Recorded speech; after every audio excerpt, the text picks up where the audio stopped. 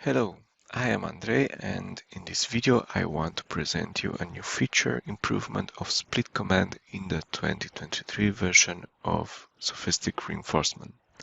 Split custom command is very similar with how previously the split command worked. Click on split custom, select the set to be split and finish. The active view is used now as a preview where you can see and update the settings in the split rebar dialog. With a temporary view activated, you could also move by hand the dividing lines or simply update the settings in the dialog.